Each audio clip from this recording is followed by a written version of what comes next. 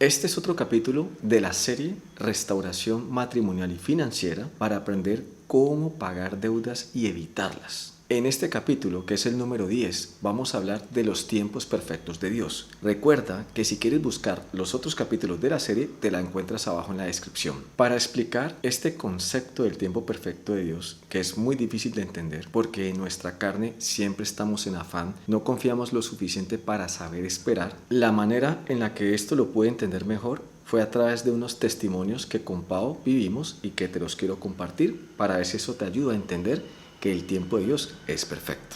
Durante ese tiempo de pandemia nos pasó algo curioso, y era que nosotros también fuimos afectados financieramente, como fue todo el mundo, y tampoco teníamos un ahorro como para depender de eso. Y lo curioso que nos sucedía era que en la fecha que normalmente había que pagar entre el 1 al 5, que se pagaba el arrendo, la comida, los servicios, el dinero no lo teníamos, no nos alcanzaba. Pero durante ese año, todos los meses nos llegaba la plata más o menos entre el día 15 al 20, donde nos habíamos puesto a paz y salvo con todas las deudas. Pero esta situación donde nosotros tratábamos de pagar del 1 al 5 y no obteníamos respuesta de Dios, pero sí pagábamos del 15 al 20, un día a finales de noviembre, con Pau estábamos orando y yo le dije al Señor: Padre, vení, pero qué ciencia tiene que así como tú puedes enviar para pagar los 15 y 20, ¿por qué no puedes mandar para pagar del 1 al 5? Y en ese momento escuchamos la voz de Dios que nos dijo algo súper clave y nos explica lo siguiente: que todos pasamos una gran dificultad para mantenernos fieles y pegados a Dios, aún cuando estamos en las malas. La tentación de alejarnos de Él, de no querer orar, de separarnos, de tirar todo,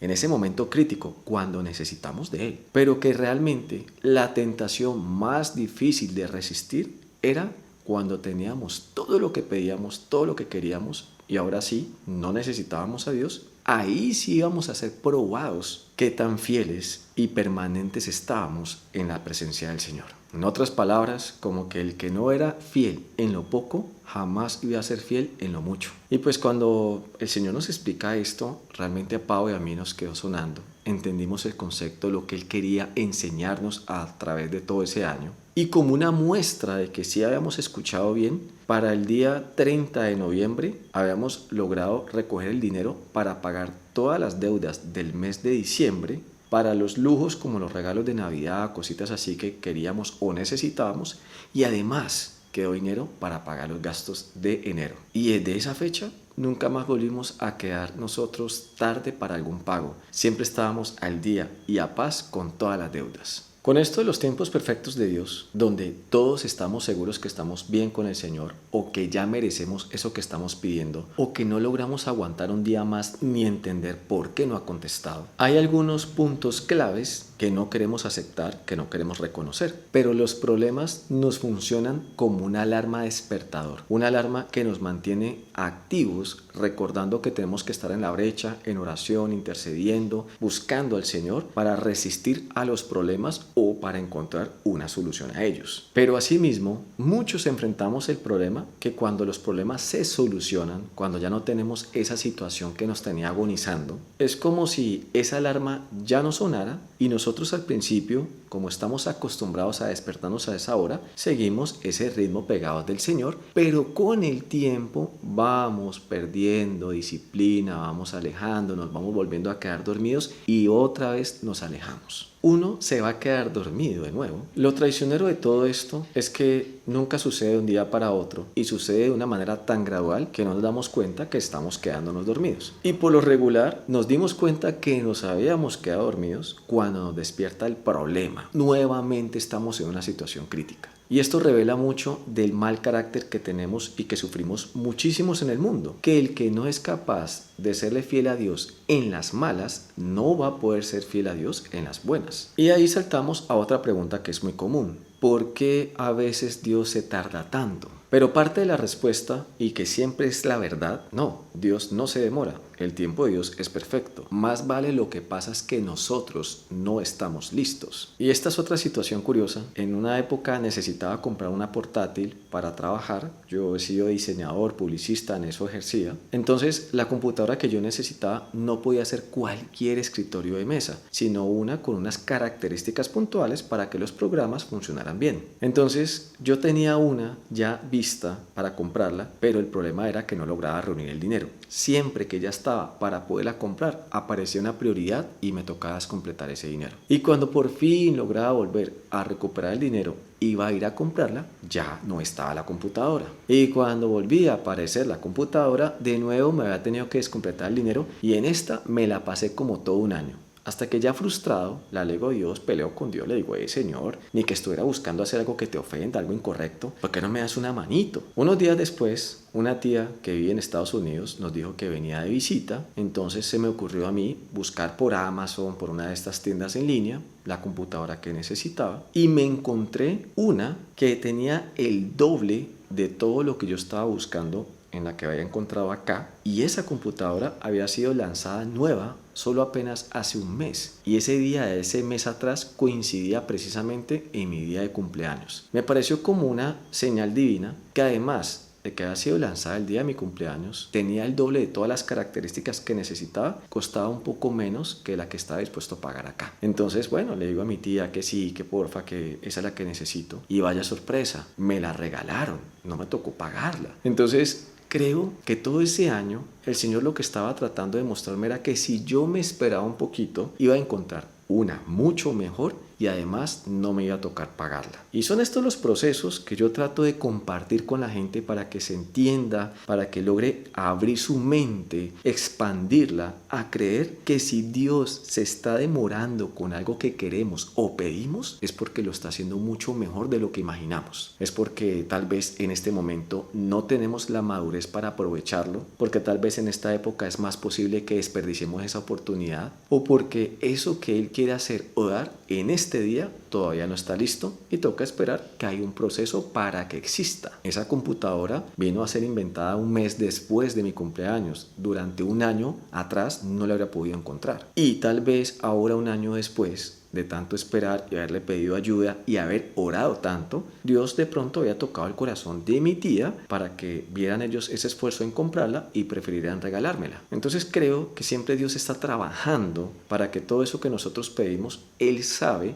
que nosotros no sabemos pedir porque no tenemos esa cosmovisión, no tenemos ese alcance universal. Nuestra vista limitada, nuestra forma de pensar que todo es hoy y si no es hoy nos vamos a morir, pues evita que Dios con tiempo pueda desarrollar mejores cosas, pero Él siempre tiene un plan mucho mejor. Ahora, con esta historia, quiero que tengamos en cuenta unos puntos. El afán que estás experimentando, eso que no puedes esperar, eso que te mantiene con la agonía que tiene que ser ya mismo, es un problema de la carne, es falta del espíritu, porque en el espíritu somos conscientes de la eternidad, de que no hay afán de nada. Un segundo punto importante, lo natural siempre se va a acabar, pero lo sobrenatural nunca se acaba. Y ahí es donde nos toca entender que lo que viene de Dios, si es bueno, nunca se acaba, es perfecto. Pero todas esas soluciones que logramos encontrar en la carne, es imposible que no sean temporales. 3. El orgullo y la necedad es lo que nos mantiene insistiendo en eso que queremos y decimos necesitar. Pero cuando nosotros rendimos nuestra vida al Señor y tenemos esa intimidad diaria tan importante como orar, leer y alabar, es que vamos a lograr vivir en un gozo que nos permite estar en paz con lo que hoy tenemos, porque creemos y sabemos que Dios nos da lo que necesitamos y que hoy tanto la necesidad como la abundancia, si Dios la provee, es lo suficiente. Y la cuarta, Dios sabe qué es lo que realmente necesitamos. Y muchas de las cosas que queremos, que no nos las da, es porque también sabe que es malo, que nos va a afectar, o que esa bendición la podemos convertir en una maldición si por eso nos vamos a terminar alejando de Dios. Entonces, hasta que no aprendamos a recibir y saber vivir pegados de Dios sin soltarnos de Él, a pesar de que todo lo tengamos, pues no se va a acabar como ese jueguito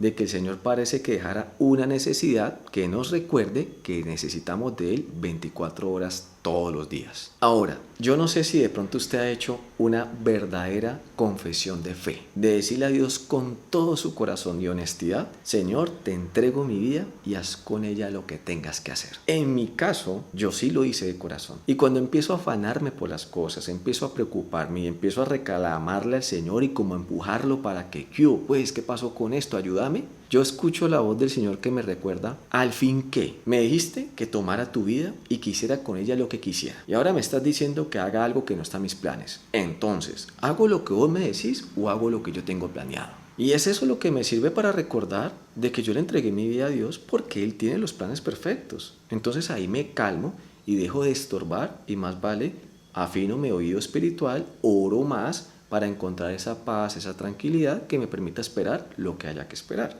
Y por esto tenemos que estar abiertos que cuando nosotros le entregamos nuestra vida a Dios y le permitimos, queremos que haga con nosotros lo que Él quiera, vamos a tener que asumir que hay cosas que son normales, típicas, que deberían de pasar sin ningún problema, pero que ahora se complican o ahora se retrasan. De lo que podemos estar seguros es que el Señor va a quitar lo que nos esté estorbando y muchas veces cuando Él quita cosas es porque está abriendo un espacio para colocar algo mucho mejor, algo mucho más grande. Y entre más afinemos ese oído espiritual, vamos a confiar que el Señor no nos quita nada que realmente valga la pena. Todo lo que Él nos quita es porque en serio no servía, no funcionaba, no era necesario. Y todo lo que Él no devuelva es porque no se necesita. Y todo lo que Él nos da es porque realmente viene en su bendición. La vida realmente siempre va a estar acompañada de problemas y dificultades. Van a venir problemas por lo financiero, por la salud o por lo relacional, la pareja, la familia. No hay manera de vivir una vida perfecta porque precisamente en este plano caído, que es un plano desechable,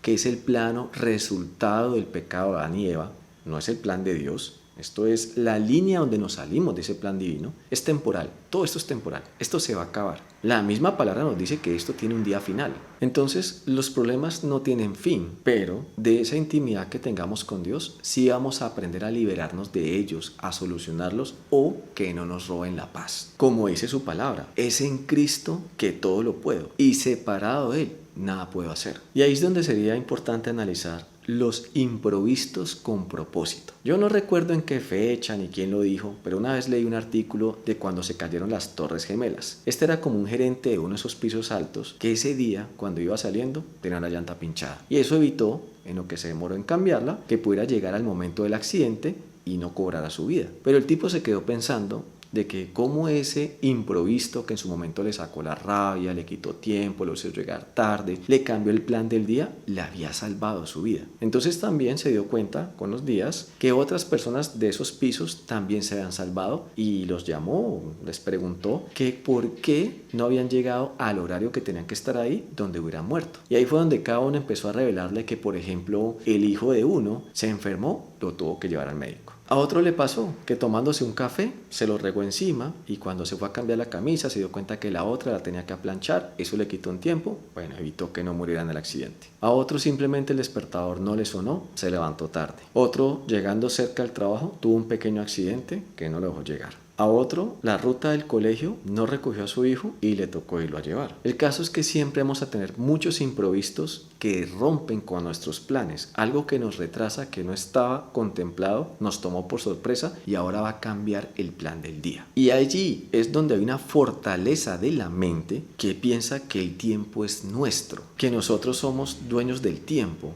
Por eso no nos gusta sentirnos controlados con someternos a los tiempos de otros. No nos gusta tampoco dar ninguna explicación de dónde estábamos o por qué nos demoramos. Y lo que más rabia creo que nos dé a todos es que nos programen en algo sin primero habernos consultado. Y normalmente, siempre que tenemos uno de estos tropiezos, algo que nos saca del plan o nos retrasa, todos lo enfrentamos con una mala actitud. Nos molestamos, nos sentimos fracasados, como que todo está mal, pero porque nadie me ayuda, porque soy tan de malas. Entramos en una mentalidad de queja, de lamento. Nos concentramos en creer y pensar que ese ridículo hecho es lo peor que nos puede haber pasado, pero no somos capaces de pensar que esa bobada nos puede haber evitado algo mucho peor. Entonces en esa mentalidad vamos a buscar con quién desquitarnos, a quién echarle la culpa. Pero miren, Dios realmente permite, y creo que en ocasiones para los que creen en Él, ocasiona rupturas de esa normalidad a la que estamos sometidos, esa comodidad financiera, esa comodidad matrimonial o esa comodidad en la salud, para que en medio de esa separación de esa costumbre, en esa ruptura, tengamos un tiempo para pensar y analizar para dónde íbamos. Creo que también muchas veces sirve como un tiempo fuera de nuestra costumbre para ahora sí mirar al Señor y ver qué plan tiene él. O así sea para buscarlo y pedirle que nos ayude a recuperar el plan que teníamos inicial.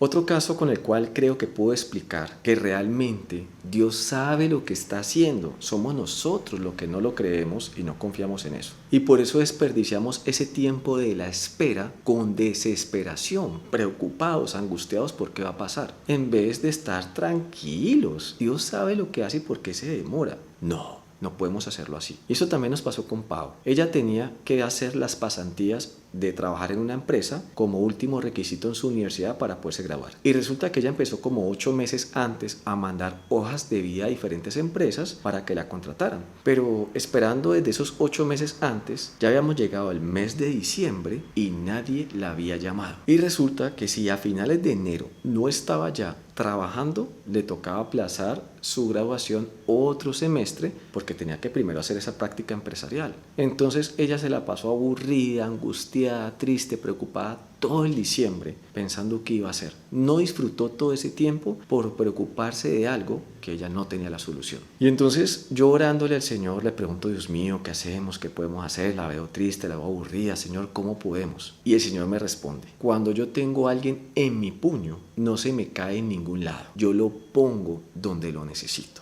Y pues para mí eso fue paz, tranquilidad. El Señor sabe qué día está esperando y qué es lo que le va a dar a Pau. Se lo dije a Pau, logramos descansar un poco más en esa respuesta y como más o menos por ahí casi ya terminando enero, una amiga de ella presentó unas pruebas donde también a Pau la llamaron. Y en esa empresa, que me provoca decir el nombre porque es una porquería de empresa, en las pruebas mi esposa no quedó y su amiga sí. Y resulta que pues cuando la amiga quedó, nosotros queríamos que Pau quedara en esa empresa porque le daban un mejor sueldo, le daban transporte, le daban almuerzo, salía más temprano, una cantidad de cosas. Y además que esa empresa es súper conocida, súper famosa y teníamos una imagen muy buena de ella. Y bueno, resulta que entonces Pau no quedó allí, seguíamos como preocupados. Y a esa amiga que quedó trabajando allí, la llamaron de otra empresa que es un poco más pequeña, más humilde, para que trabajara allá. Y ella les dijo: ya conseguí un empleado, pero les recomiendo una excelente compañera, y mandó a Pau.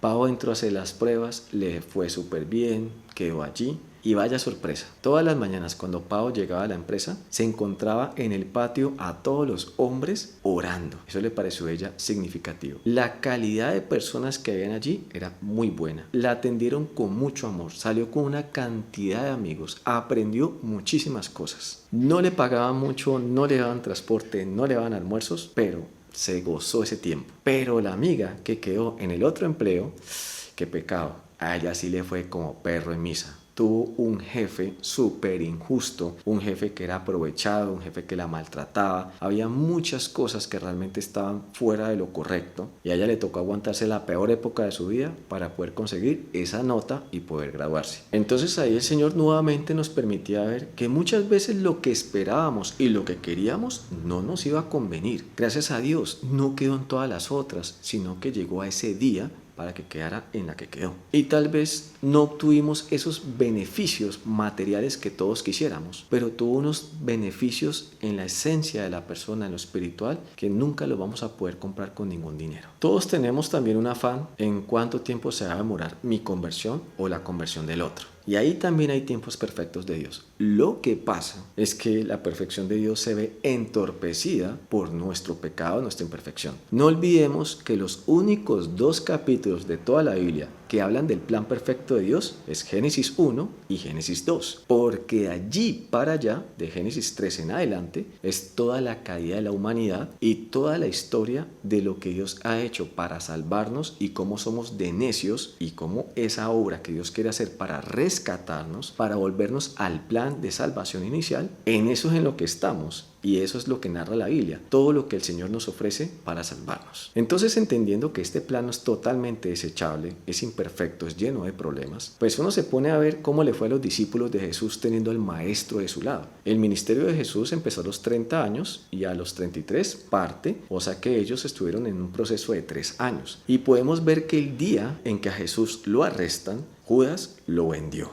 Pedro sacó una espada y le cortó la oreja a un guarda. Luego el mismo Pedro está por allá negándolo 3 veces. Y al día siguiente que Jesús estaba muerto, los discípulos retomaron sus tareas cotidianas como que no sabían qué hacer. Y Tomás, cuando ya había resucitado el Señor, decía que tenía que meterle los dedos en sus llagas para creer que era verdad que había resucitado. Entonces a estos que estaban pegados del Señor, si les tardó 3 años, pues bueno, tengamos un poco más de paciencia con nuestro proceso. Menos mal que al menos nosotros tenemos la ayuda del Espíritu Santo. Ellos en esos 3 años tenían al Señor, pero no al Espíritu Santo. Solo Dios sabrá por qué a Jesús no lo mandó en el momento del Génesis o en el Éxodo, sino que fue después de todo ese tiempo, es que ahora vino.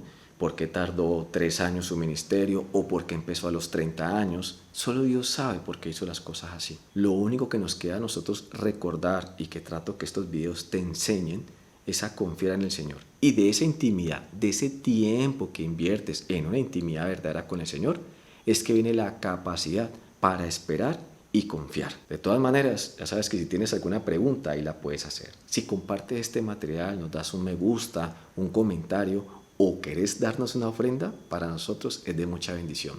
Dios te bendiga.